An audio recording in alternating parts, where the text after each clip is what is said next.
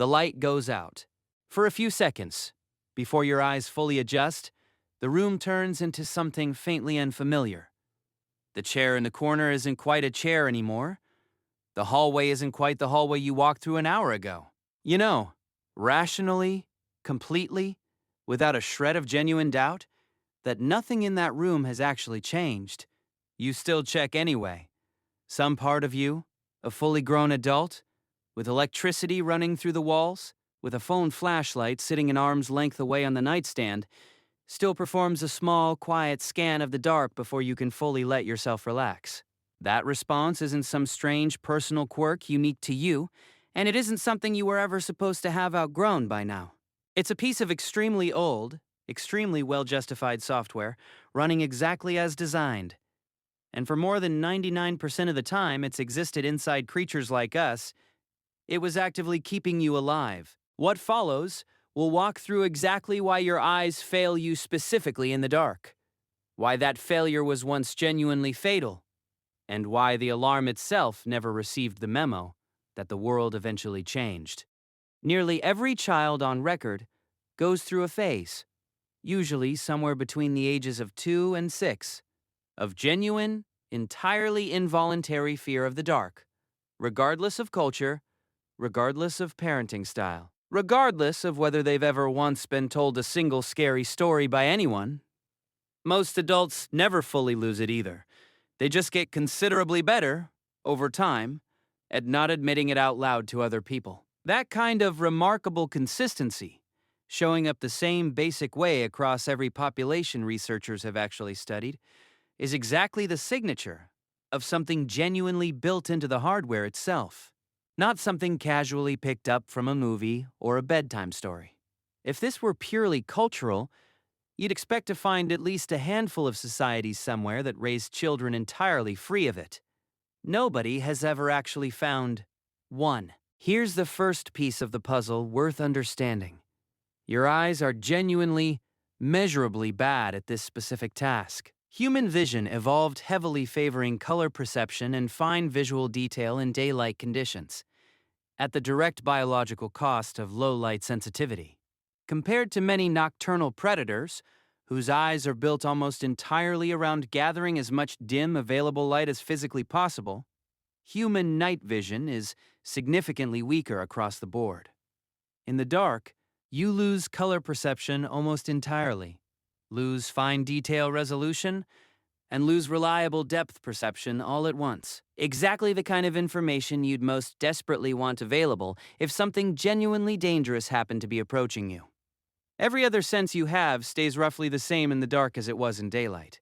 Vision, the one sense humans lean on more heavily than almost any other animal on the planet, is specifically the one that fails you the moment the light disappears. Researchers studying comparative vision across species have found that many nocturnal hunters possess a reflective layer behind the retina that essentially bounces available light back through the light sensing cells a second time, roughly doubling their effective sensitivity in near total darkness, a feature the human eye simply never developed because our evolutionary lineage spent the relevant stretch of time optimizing for a completely different set of daytime priorities instead. That single missing anatomical feature is a large part of why a cat's eyes seem to glow faintly in low light, and yours never will. And why a house cat can navigate a pitch-dark room with total confidence in a way no human ever genuinely can, no matter how long they wait for their eyes to adjust. This particular visual disadvantage mattered enormously in practice, because nighttime, for the overwhelming majority of human evolutionary history, genuinely was the most dangerous part of any given day. Not just an inconvenient or uncomfortable one. Many of the large predators that shared the surrounding landscape with early humans, big cats especially, are significantly more active after dark. Precisely at the exact moment human vision was at its absolute weakest, and human ability to see a threat coming, track its exact position, or coordinate any kind of organized escape, was most severely compromised. This wasn't some occasional, rare risk that came around once in a while. It was a nightly recurring one, repeated without fail for the entire span of time before fire and reliable shelter offered any real, dependable protection at all. A fear response that reliably kicks in specifically when the sun goes down isn't an overreaction under those conditions. It's a remarkably accurate, well-calibrated risk assessment, firing right on schedule, exactly when it was needed most. Fossil and behavioral evidence from sites where early hominins and large predators clearly overlapped shows a consistent pattern of the humans clustering tightly together and staying close to fire, or elevated, defensible terrain specifically after dusk, exactly the kind of behavioral adaptation you'd expect a species to develop if the nighttime threat were real, frequent, and genuinely life or death in its consequences. Paleoanthropologists studying predator tooth marks on ancient hominin bones have even been able to estimate how often these encounters ended badly. And the numbers are high enough to make the modern instinct to double-check a dark room look less like superstition and more like an entirely reasonable inheritance. Here's where the underlying brain science gets genuinely interesting. Darkness doesn't just limit what you're physically capable of seeing. It actively increases activity in the amygdala, the brain region most directly responsible for detecting and responding to potential threats, essentially turning up the sensitivity on your entire threat detection system the moment the lights go down around you. At the same time, in low light conditions, ambiguous shapes become far more likely to get misread as something genuinely threatening. A coat hanging on a hook, briefly registering as a lurking figure. A rustling branch briefly registering as something actively stalking you through the dark. Evolutionary biologists have a specific name for the underlying logic at work here: the smoke detector principle. A smoke detector that occasionally goes off from nothing more than burnt toast is mildly annoying. At worst, a smoke detector that fails to go off during an actual house fire is fatal.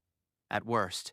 Evolution consistently favors systems that produce plenty of harmless false alarms over systems that might risk missing even one genuinely real threat, because the actual cost of those two different kinds of mistakes was never remotely close to equal throughout our evolutionary history. Your brain in the dark right now is running exactly that kind of deliberately oversensitive, occasionally wrong on purpose alarm system. And it is working precisely as it was designed to.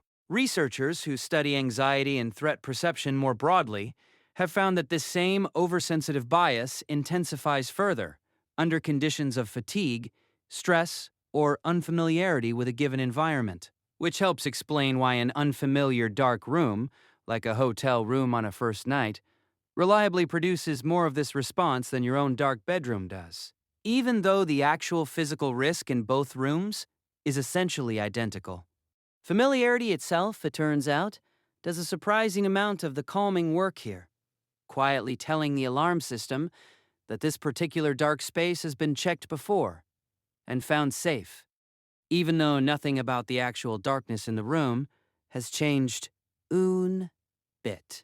If this particular fear is genuinely wired into the species itself, rather than simply taught by any one specific culture, you'd reasonably expect to find some version of it showing up independently, everywhere humans have ever settled and lived. That's exactly what anthropologists studying this question actually find, again and again. Across wildly different, historically unconnected cultures on every single inhabited continent, folklore consistently includes some version of dangerous beings specifically associated with nighttime and darkness. Different names, different specific details, but fundamentally the same underlying pattern. Repeated again and again by people who had absolutely no contact whatsoever with each other's storytelling traditions across vast distances and centuries. Sleep researchers have found something strikingly similar tied directly to the human body itself. Episodes of sleep paralysis, where a person wakes up briefly, completely unable to move, are reported across entirely unrelated cultures worldwide, and an unusually large share of those independent accounts describe a threatening presence specifically in the dark corner of the room. Different languages, different centuries, same underlying experience, same basic shape of fear. That's not some coincidence of shared storytelling traditions. That's a shared piece of human biology independently arriving at roughly the same explanation everywhere it happens to show up. Some sleep researchers have gone further, noting that the specific details people report during these episodes, a sense of pressure on the chest, an awareness of a presence just out of direct sight, are remarkably consistent even between cultures with no folklore overlap at all, suggesting the experience itself, not just the story built around it afterward, is genuinely universal at the level of basic human neurology. It's a rare case where the biology and the folklore line up so precisely that you can trace the exact physiological event underneath a story told 1,000 different ways across 1,000 different cultures. Picture the moment it actually happens. The fire has burned down to little more than embers, most of the band already asleep, when a sound cracks somewhere just past the edge of the firelight. Not especially loud. Not repeated a second time, but distinct enough to matter. Tallow is fully awake instantly, well before any conscious decision to wake up has even had time to register. Every other sleeping figure nearby stirs within seconds, without needing to be told why or what happened. Nobody present can actually see what made that sound. That's the entire problem, and it's also, in a strange way, the entire point of the system, in that first half second of uncertainty. It genuinely does not matter whether the sound came from a nervous rodent or an actual predator testing the group's alertness, because the real cost of guessing wrong in either direction was never remotely equal. Someone quietly feeds the dying embers back into a small, growing flame, choosing more light rather than less, and the whole group stays completely still, listening carefully for several long, tense minutes. Nothing else ends up happening. Eventually, one by one, people gradually settle back down into sleep. Nobody in the group ever finds out what actually made that original sound. And that's exactly how the system is supposed to conclude.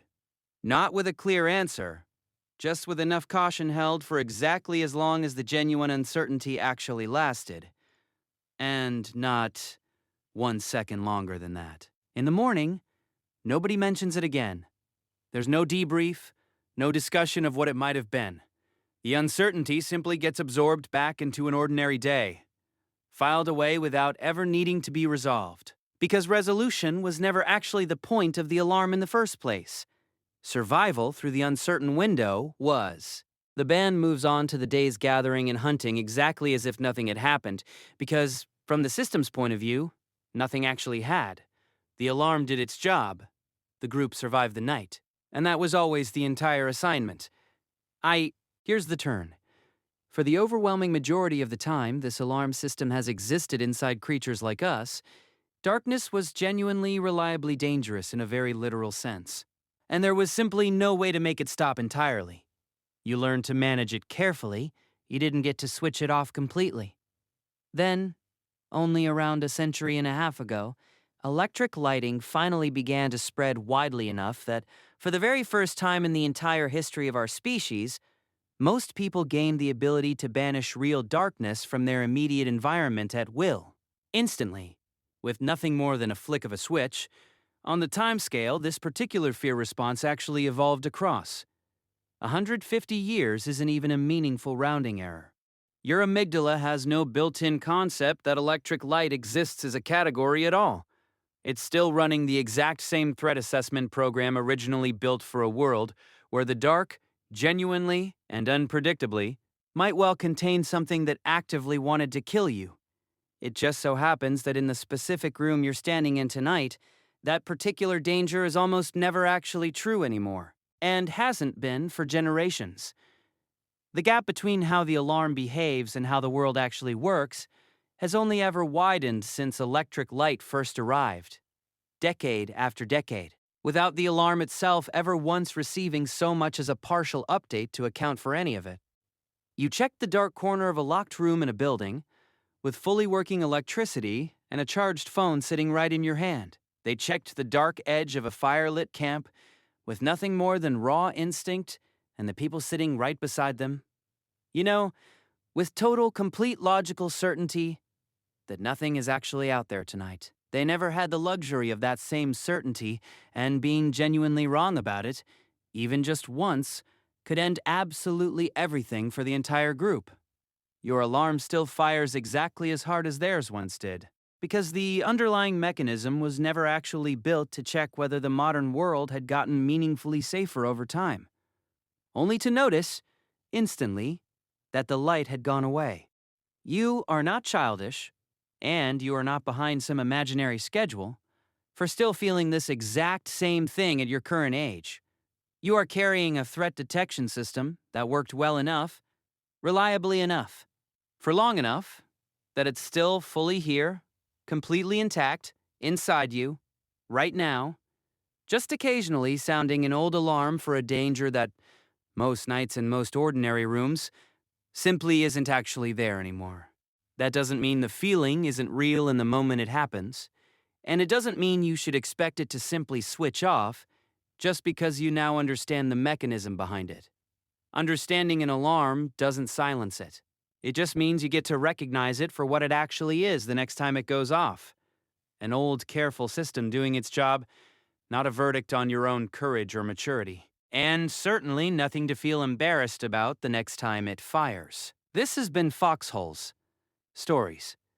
The next time the light goes out and you check the corner anyway, you'll know exactly which ancient shift you're still quietly standing.